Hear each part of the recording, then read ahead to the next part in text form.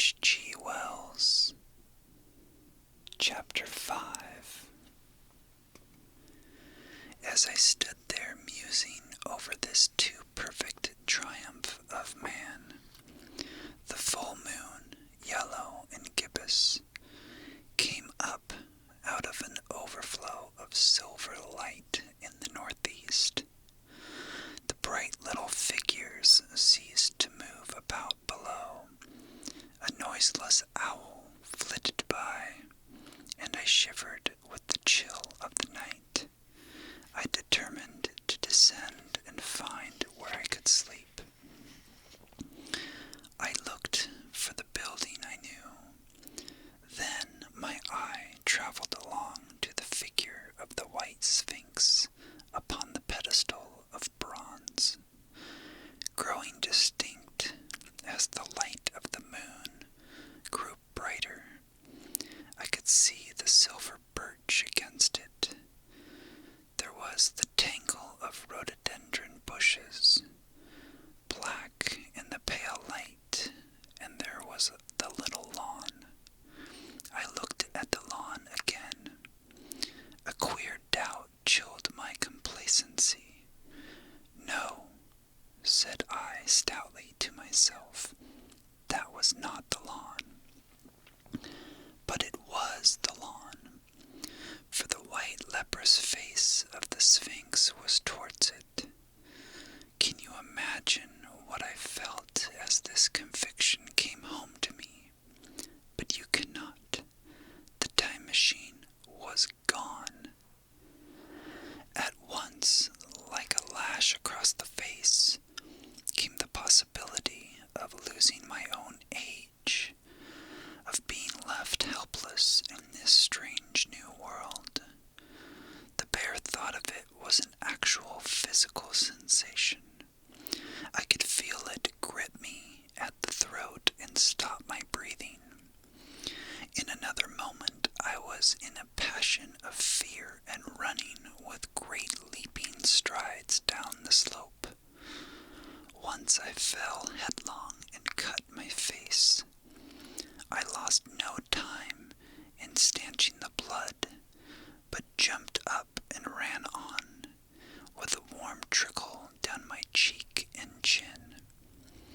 All the time I ran, I was saying to myself, they have moved it a little, pushed it under the bushes out of the way. Nevertheless, I ran with all my might, all the time with the certainty that sometimes comes with excessive dread. I knew that such assurance was folly, knew instinctively that the machine was removed out of my reach. My breath came with pain. I suppose I covered the whole distance from the hill crest to the little lawn, 2 miles perhaps, in 10 minutes. And I am not a young man. I cursed aloud as I ran at my confident folly in leaving the machine, wasting good breath thereby. I cried aloud, and none answered. Not a creature seemed to be stirring in that moonlit world. When I reached the lawn, my worst fears were realized. Not a trace of the thing was to be seen. I felt faint and cold when I faced the empty space among the black tangle of bushes. I ran round it furiously, as if the thing might be hidden in a corner, and then stopped abruptly with my hands clutching my hair. Above me towered the Sphinx upon the bronze pedestal, white, shining, leprous, in the light of the rising moon. It seemed to smile in mockery of my dismay. I might have consoled myself by imagining the little people had put the mechanism in some shelter for me, had I not felt assured of their physical and intellectual inadequacy. That is what dismayed me, the sense of some hitherto unsuspected power, through whose intervention my invention had vanished. Yet, for one thing I felt assured: unless some other age had produced its exact duplicate, the machine could not have moved in time.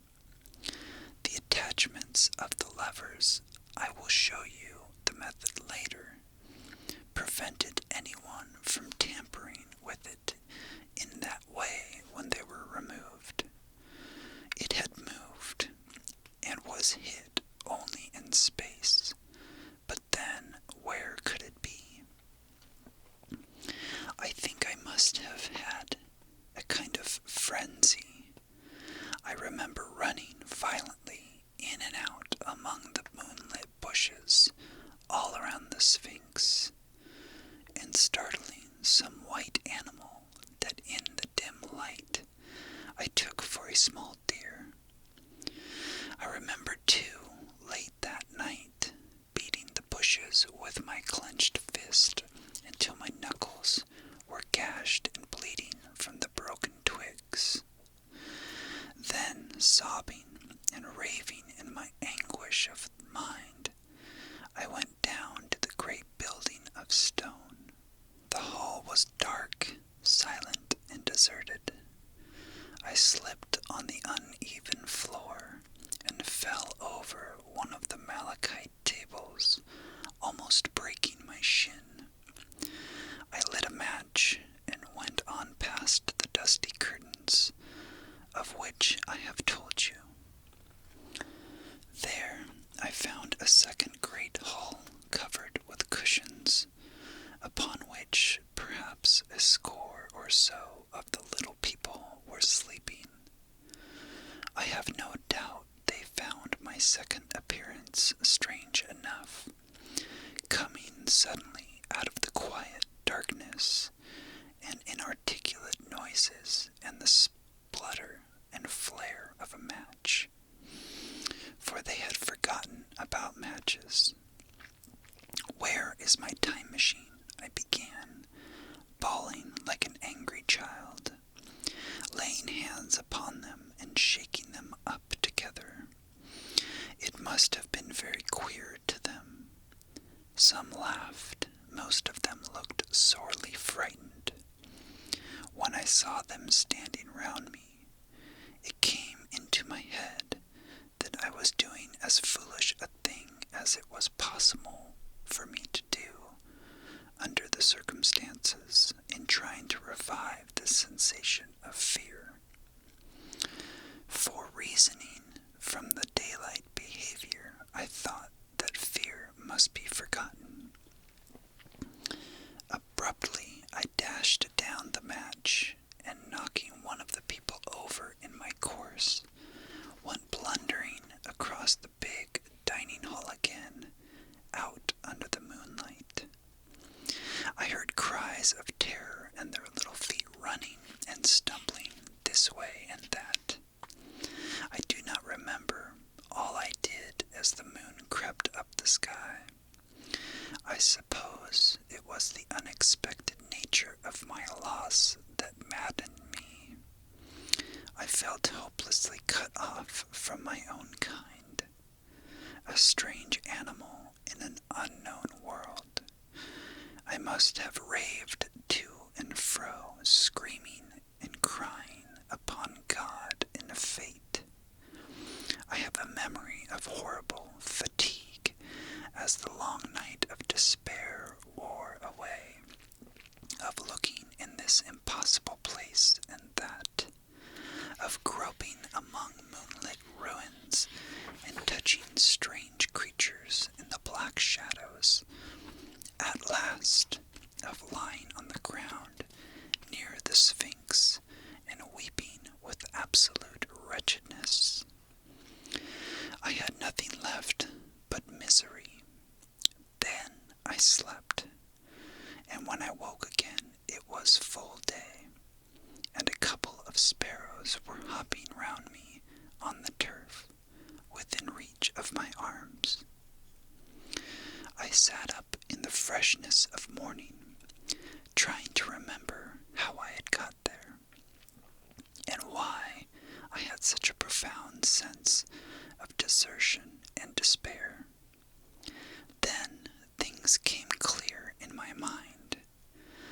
With the plain, reasonable daylight, I could look my circumstances fairly in the face.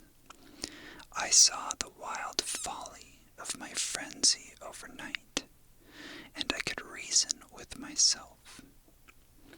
Suppose the worst, I said. Suppose the machine altogether lost, perhaps destroyed. It behooves me to be calm and patient, to learn the way of the people, to get a clear idea of the method of my loss, and the means of getting materials and tools, so that in the end, perhaps, I may make another. That would be my only hope, perhaps, but better than despair, and after all, it was a beautiful and curious world.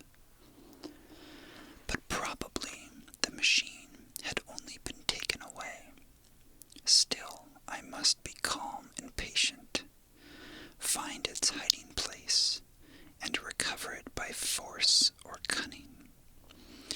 And with that I scrambled to my feet and looked about me, wondering where I could bathe. I felt weary, stiff, and travel-soiled. The freshness of the morning made me desire an equal freshness. I had exhausted my emotion. Indeed, as I went about my business, I found myself wondering at my intense excitement overnight. I made a careful examination of the ground about the little lawn. I wasted some time in futile questioning, conveyed, as well as I was able, to such of the little people as came by. They all failed to understand my gestures. Some were simply stolid. Some thought it was a jest and laughed at me. I had the hardest task in the world to keep my hands off their pretty, laughing faces. It was a foolish impulse, but the devil begotten of fear and blind anger was ill-curbed and still eager to take advantage of my perplexity. The turf gave better counsel. I found a groove ripped in it, about midway between the pedestal of the Sphinx and the marks of my feet where, on arrival, I had struggled with the overturned machine. There were other signs of removal about, with queer, narrow footsteps like those I could imagine made by a sloth. This directed my closer attention to the pedestal. It was, as I think I have said, of bronze. It was not a mere block, but highly decorated with deep framed panels on either side. I went and rapped at these. The pedestal was hollow. Examining the panels with care, I found them discontinuous with the frames. There were no handles or keyholes, but possibly the panels, if they were doors, as I supposed, opened from within. One thing was clear enough to my mind. It took no very great mental effort to infer that my time machine was inside that pedestal, but how it got there was a different problem. I saw the heads of two orange-cloud people coming through the bushes and under some blossom-covered apple trees towards me. I turned smiling to them and beckoned them to me. They came, and then, pointing to the bronze pedestal, I tried to imitate my wish to open it. But gesture toward this, they behaved very oddly. I don't know how to convey their expression to you. Suppose you were to use a grossly improper gesture to a delicate-minded woman. It is how she would look. They went off as if they had received the last possible insult. I tried a sweet-looking little chap in white next, with exactly the same result. Somehow this manner made me feel ashamed of myself. But, as you know, I wanted the time machine, and I tried him once more. As he turned off like the others, my temper got the better of me. In 3 strides I was after him, had him by the loose part of his robe round the neck, and began dragging him towards the Sphinx. Then I saw the horror and repugnance of his face, and all of a sudden I let him go. But I was not beaten yet. I banged with my fist at the bronze panels. I thought I heard something stir inside. To be explicit, I thought I heard a sound like a chuckle. But I must have been mistaken. Then I got a big pebble from the river and came and hammered till I had flattened a coil in the decorations, and the verdigris came off in powdery flakes. The delicate little people must have heard me hammering in gusty outbreaks a mile away on either hand, but nothing came of it.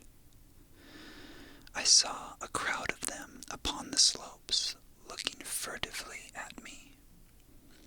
At last, hot and tired, I sat down to watch the place.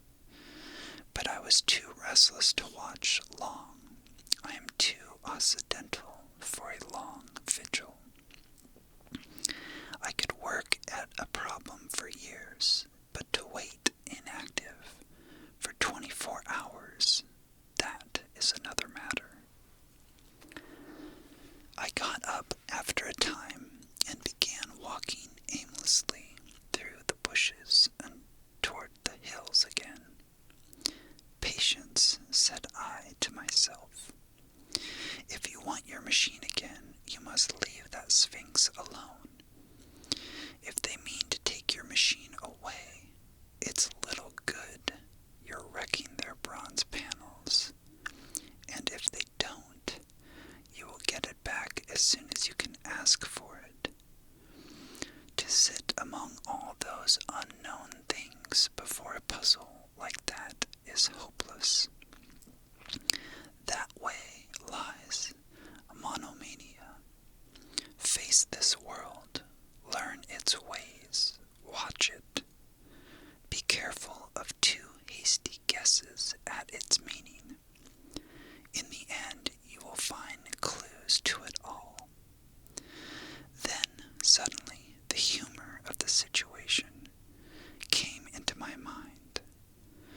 The thought of the years I had spent in study and toil to get into the future age, and now my passion of anxiety to get out of it. I had made myself the most complicated and the most hopeless trap that ever a man devised. Although it was at my own expense, I could not help myself. I laughed aloud. Going through the big palace, it seemed to me that the little people avoided me. It may have been my fancy, or it may have had something to do with my hammering at the gates of bronze. Yet I felt tolerably sure of the avoidance. I was careful, however, to show no concern and to abstain from any pursuit of them. And in the course of a day or two, things got back to the old footing. I made what progress I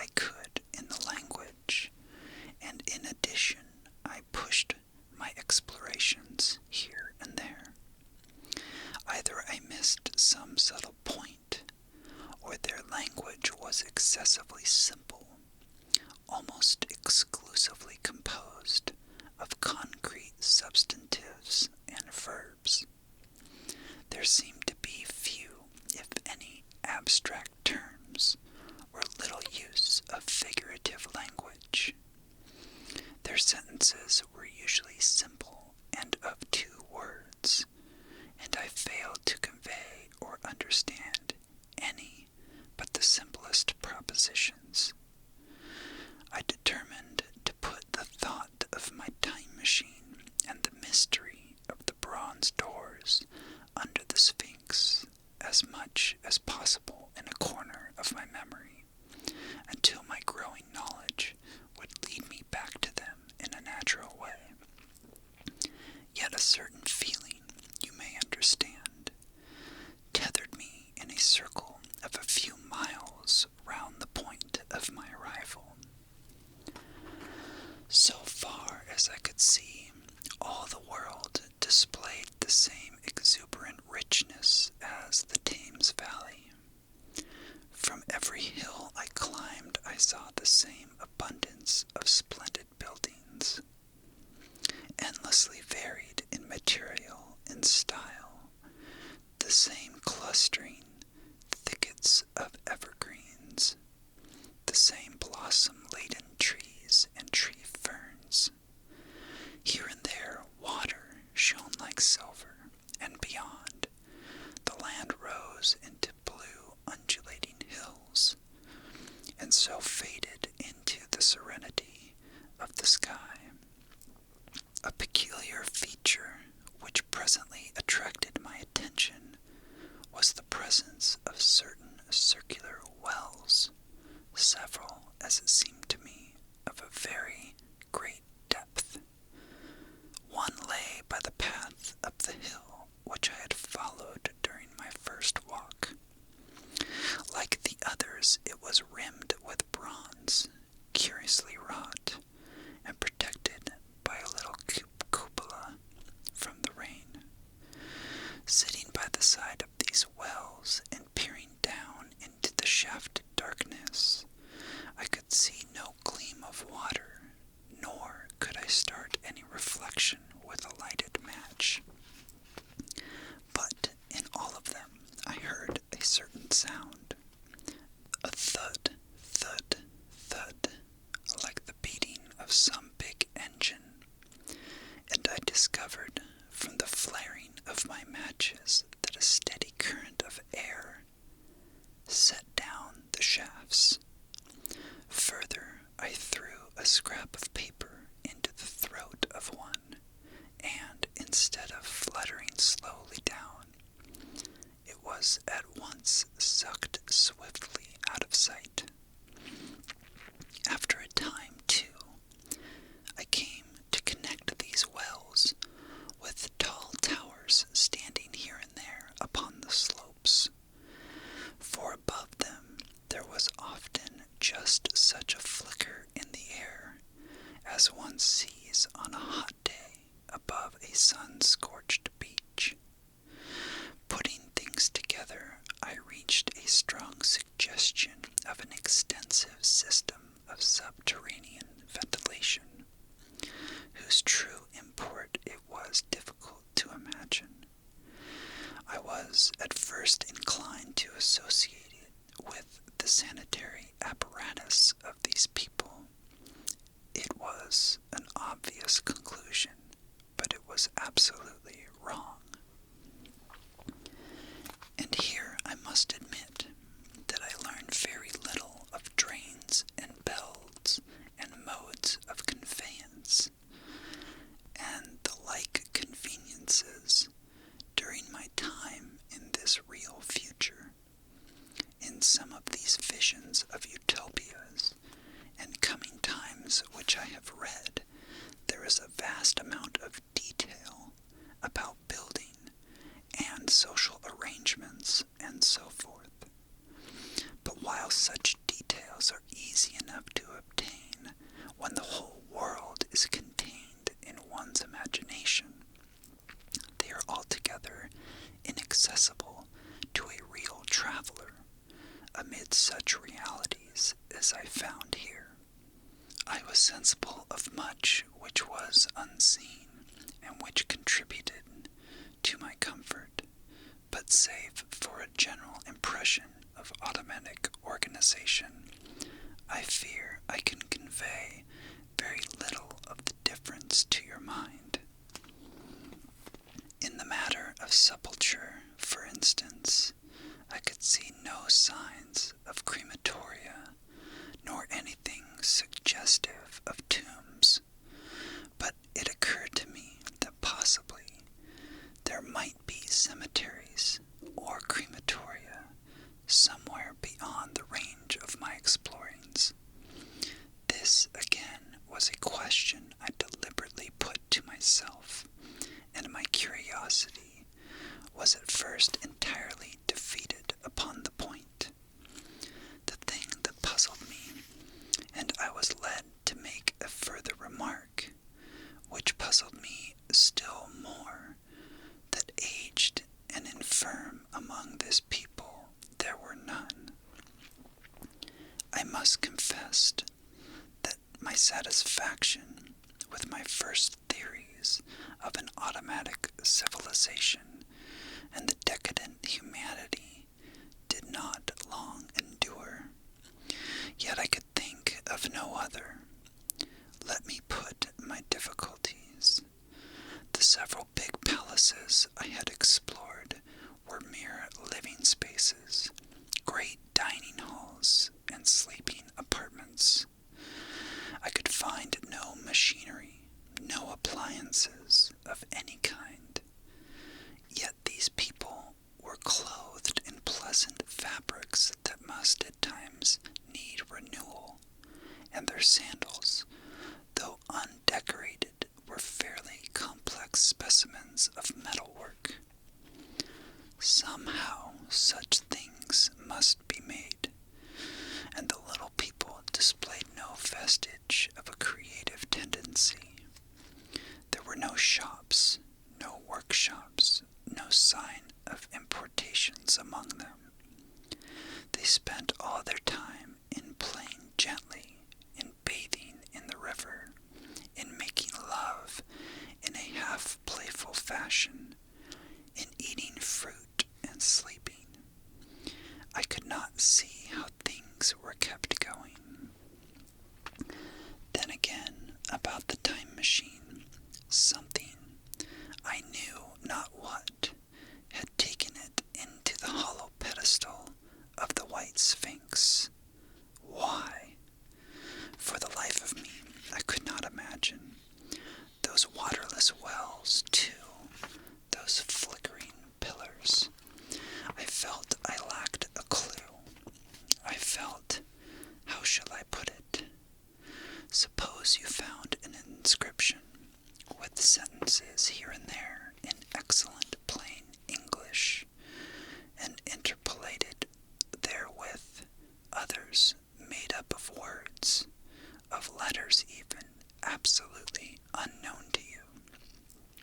Well, on the third day of my visit, that was how the world of 802,701 presented itself to me.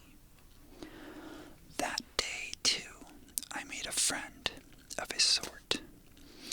It happened that, as I was watching some of the little people bathing in a shallow, one of them was seized with cramp and began drifting downstream. The main current ran rather swiftly, but not too strongly for even a moderate swimmer. It will give you an idea, therefore, of a strange deficiency in these creatures when I tell you that none made the simplest attempt to rescue the weakly crying little thing which was drowning before their eyes. When I realized this, I hurriedly slipped off my clothes, and wading in at a point lower down, I caught the poor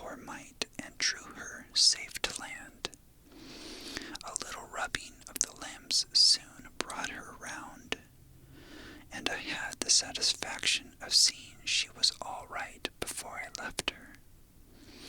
I had got to such a low estimate of her kind that I did not expect any gratitude from her. In that, however, I was wrong. This happened in the morning. In the afternoon, I met my little woman, as I believe it was, as I was returning toward my center from an exploration, and she received me with cries of delight and presented me with a big garland of flowers, evidently made for me and me alone. The thing took my imagination. Very possibly, I had been feeling desolate. At any rate, I did my best to display my appreciation of the gift. We were soon seated together in a little stone arbor, engaged in conversation, chiefly of smiles. The creature's friendliness affected me exactly as a child's might have done. We passed each other flowers, and she kissed my hands. I did the same to hers. Then I tried to talk and found that her name was Weena, which, though I did not know what it meant, somehow seemed appropriate enough. That was the beginning of a queer friendship which lasted a week and ended, as I will tell you. She was exactly like a child. She wanted to be with me always. She tried to follow me everywhere, and on my next journey, out and about, it went to my heart to tire her down, and leave her at last exhausted and calling after me rather plaintively. But the problems of the world had to be mastered. I had not, I said to myself, come into the future to carry on a miniature flirtation. Yet her distress when I left her was very great. Her expostulations at the parting were sometimes frantic, and I think altogether I had as much trouble as comfort from her devotion. Nevertheless, she was somehow a very great comfort. I thought it was mere childish affection that made her cling to me. Until it was too late, I did not clearly know what I had inflicted upon her when I left her. Nor until it was too late did I clearly understand what she was to me. For, by merely seeming fond of me and showing in her weak, futile way that she cared for me, the little doll of a creature presently gave my return to the neighborhood of the white Sphinx almost the feeling of coming home, and I would watch for her tiny figure of white and gold so soon as I came over the hill. It was from her, too, that I learned that fear had not yet left the world. She was fearless enough in the daylight, and she had the oddest confidence in me. For once in a foolish moment, I made threatening grimaces at her, and she simply laughed at them. But she dreaded the dark, dreaded shadows, and dreaded black things. Darkness to her was the one thing dreadful. It was a singularly passionate emotion, and it set me thinking and observing. I discovered then, among other things, that these little people gathered into the great houses after dark and slept in droves. To enter upon them without a light was to put them into the tumult of apprehension. I never found one out of doors, or one sleeping alone within doors after dark. Yet I was still such a blockhead that I missed the lesson of that fear, and in spite of Weena's distress, I insisted upon sleeping away from these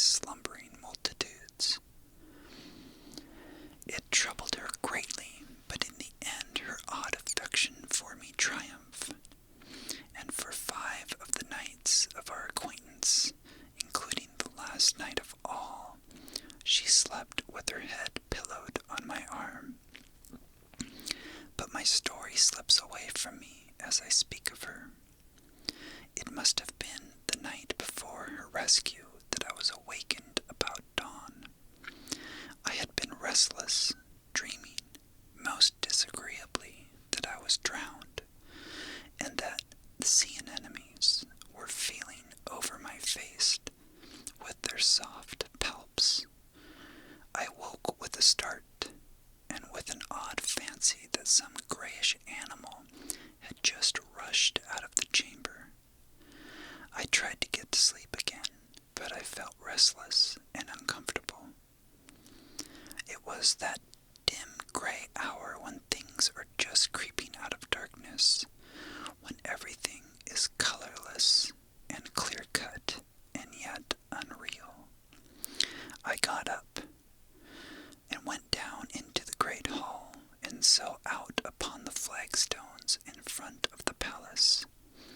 I thought I would make a virtue of necessity and see the sunrise.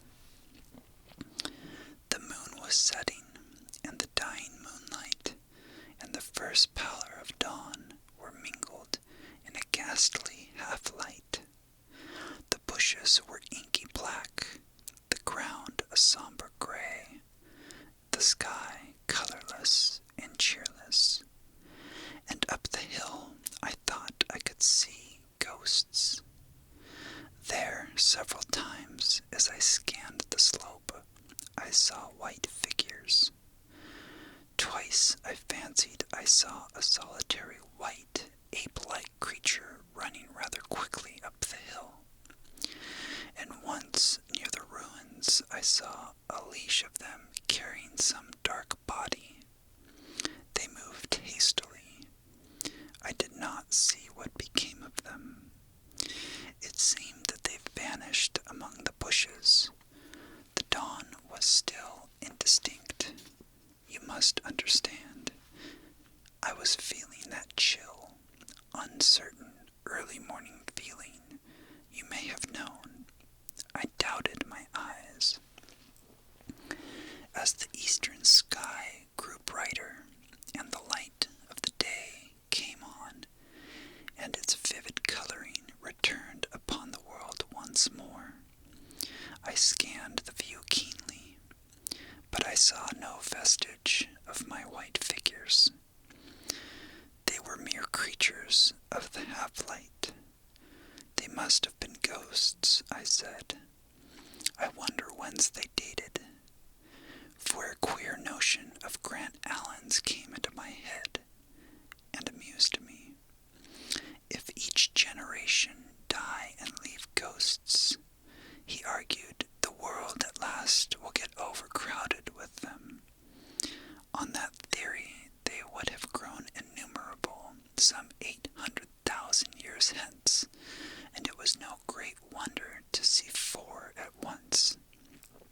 But the jest was unsatisfying, and I was thinking of these figures all morning, until Weena's rescue drove them out of my head. I associated them in some indefinite way with the white animal I had startled in my first passionate search for the time machine. But Weena was a pleasant substitute. Yet all the same, they were soon destined to take far deadlier possession of my mind. I think I have said how much hotter than our own was the weather of this golden age. I cannot account for it. It may be that the sun was hotter, or that the earth nearer the sun. It is unusual to assume that the sun will go on cooling steadily in the future. But people unfamiliar with such speculations, as those of the younger Darwin, forget that the planets must ultimately fall back one by one into the parent body. As these catastrophes occur, the sun will blaze with renewed energy, and it may be that some inner planet has suffered this fate. Whatever the reason, the fact remains that the sun was very much hotter than we know it. Well, one very hot morning, my fourth, I think, as I was seeking shelter from the heat and glare in a colossal ruin near the great house where I slept and fed, there happened this strange thing. Clambering among these heaps of masonry, I found a narrow gallery whose end and side windows were blocked by fallen masses of stone. By contrast with the brilliancy outside, it seemed at first impenetrably dark to me. I entered it groping, for the change from light to blackness made spots of color swim before me. Suddenly I halted, spellbounded. A pair of eyes, luminous by reflection against the daylight without, was watching me out of the darkness. The old distinctive dread of wild beasts came upon me. I clenched my hands and steadfastly looked into the glaring eyeballs.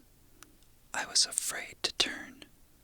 Then the thought of the absolute security in which humanity appeared to be living came to my mind. And then I remembered that strange terror of the dark. Overcoming my fear to some extent, I advanced a step and spoke. I will admit that my voice was harsh and ill-controlled. I put out my hand and touched something soft. At once the eyes darted sideways, and something white ran past me. I turned with my heart in my mouth, and saw a queer little ape-like figure, its head held down in a peculiar manner, running across the sunlit space behind me. It blundered against a block of granite, staggered aside, and in a moment was hidden in a black shadow beneath another pile of ruined masonry. My impression of it is, of course, imperfect, but I know it was a dull and white, and had strange, large, grayish red eyes. Also, that there was flaxen hair on its head and down its back. But as I say, it went too fast for me to see distinctly. I could not find it at first, but after a time in the profound obscurity, I came upon one of those round well-like openings of which I have told you, half closed by a fallen pillar. A sudden thought came to me. Could this thing have vanished down the shaft? I lit a match, and looking down, I saw a small white moving creature with large bright eyes which regarded me steadfastly as it retreated. It made me shudder. It was so like a human spider. It was clambering down the wall, and now I saw for the first time a number of metal foot and hand rests forming a kind of ladder down the shaft. Then the light burned my fingers and fell out of my hand, going out as it dropped, and when I had lit another, the little monster had disappeared. I do not know how long I sat peering down that well. It was not for some time that I could succeed in persuading myself that the thing I had seen was human. But gradually the truth dawned on me that man had not remained one species, but had differentiated into two distinct animals, that my graceful children of the upper world were not the sole descendants of our generation, but that this bleached, obscene, nocturnal thing, which had flashed before me, was also heir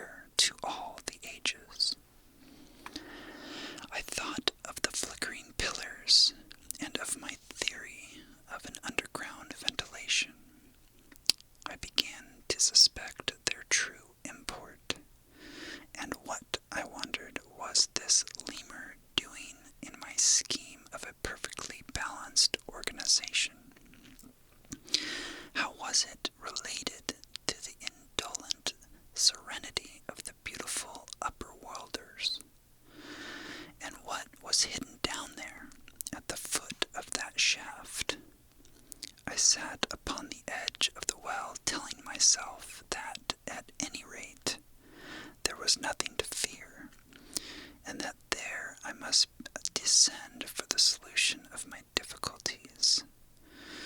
And withal I was absolutely afraid to go. As I hesitated, two of the beautiful upper world people came running in their amorous sport across the daylight in the shadow. The male pursued the female, flinging flowers at her as he ran. They seemed distressed to find me, my arm against the overturned pillar, peering down the well. Apparently, it was considered bad form to remark these apertures, for when I pointed to this one and tried to frame a question about it in their tongue, they were still more visibly distressed and turned away. But they were interested by my matches, and I struck some to amuse them. I tried them again about the well, and again I failed. So presently I left them, meaning to go back to Weena and see what I could get from her. But my mind was already in revolution. My guesses and impressions were slipping and sliding to a new adjustment. I had now a clue of the import of these wells to the ventilating towers, to the mystery of the ghosts, to say nothing of a hint at the meaning of the bronze gate and the fate of the time machine. And very vaguely there came a suggestion towards the solution of the economic problem that had puzzled me. Here was the new view. Plainly, this second species of man was subterranean. There were three circumstances in particular which made me think that its rare emergence above ground was the outcome of a long-continued underground habit. In the first place, there was a bleached look common in most animals that live largely in the dark. The white fish of the Kentucky caves, for instance. Then those large eyes, with the capacity for reflecting light, are common features of nocturnal things. Witness the owl and the cat. And last of all, that evident confusion in the sunshine, that hasty yet fumbling awkward flight towards dark shadow, and that peculiar carriage of the head while in the light, all reinforced the theory of an extreme sensitiveness of the retina. Beneath my feet, then, the earth must be tunneled enormously. These tunnelings were the habitat of the new race. The presence of ventilating shafts and wells along the hill slopes, everywhere, in fact, except along the river valley, showed how universal were its ramifications. What so natural, then, as to assume that it was in this artificial underworld that such work as was necessary to the comfort of the daylight race was done? The notion was so plausible that I at once accepted it, and went on to assume the how of the splitting of the human species. I dare say you will anticipate the shape of my theory, though, for myself, I very soon felt that it fell far short of the truth. At first, proceeding from the problems of our own age, it seemed clear as daylight to me that the gradual widening of the present merely temporary and social difference between the capitalist and the laborer was the key to the whole position. No doubt it will seem grotesque enough to you, and wildly incredible. And yet, even now, there are existing circumstances to point that way. utilize underground space for the less ornamental purposes of civilization. There is the Metropolitan Railway in London, for instance. There are new electric railways. There are subways. There are underground workrooms and restaurants, and they increase and multiply. Evidently, I thought this tendency had increased until industry had gradually lost its birthright in the sky.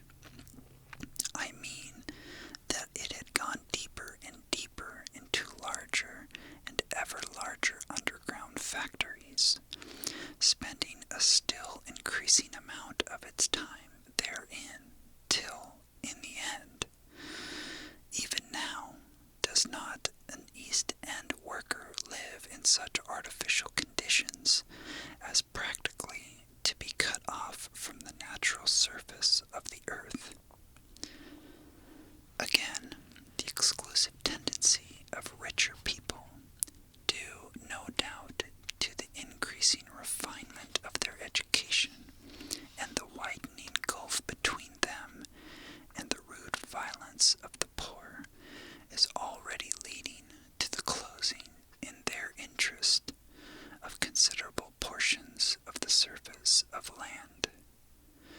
About London, for instance, perhaps half the prettier country is shut in against intrusion, and this same widening gulf, which is due to the length and expense of the higher educational process and the increased facilities for and temptations towards refined habits on the part of the rich, will make that exchange between class and class, that promotion by intermarriage which at present retards the splitting of our species along lines of social stratification, less and less frequent.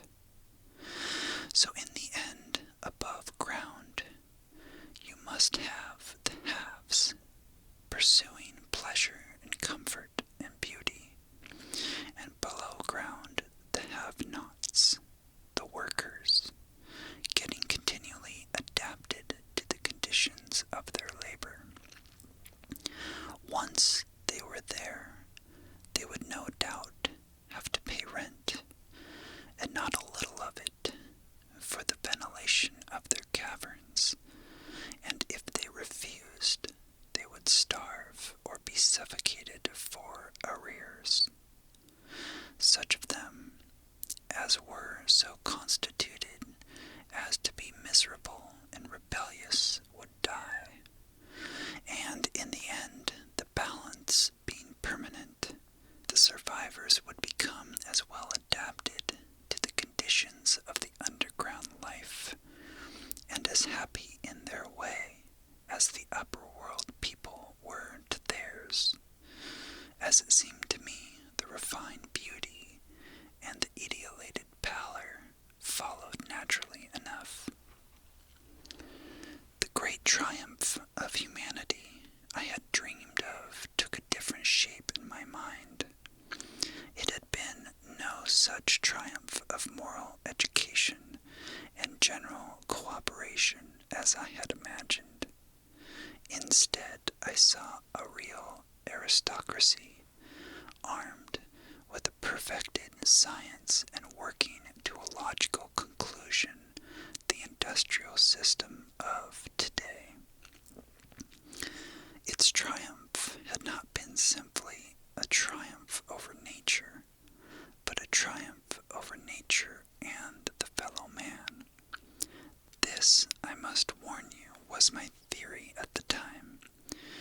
I had no convenient cicerone in the pattern of the utopian books. My explanation may be absolutely wrong. I still think it is the most plausible one. But even on this supposition, the balanced civilization that was at last attained must have long since passed its zenith, and was now far fallen into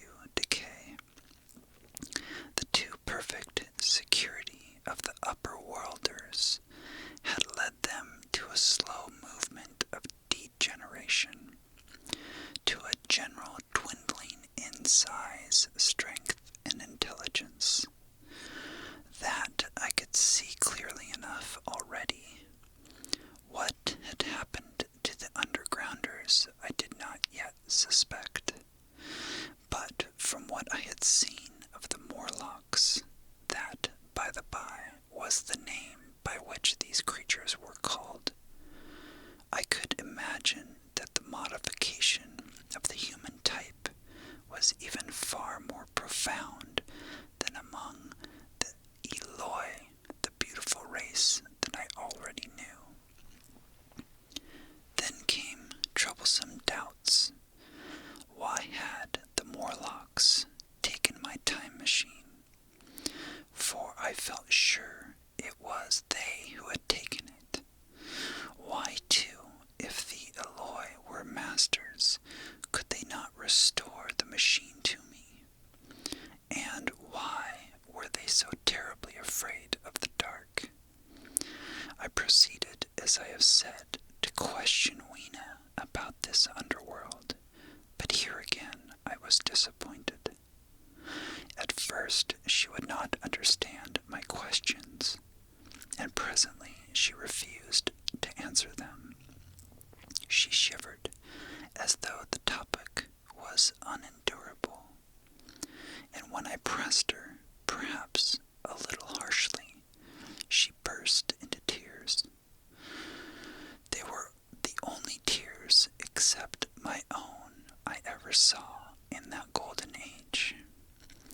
When I saw them, I ceased abruptly to trouble about the Morlocks, and was only concerned in banishing these signs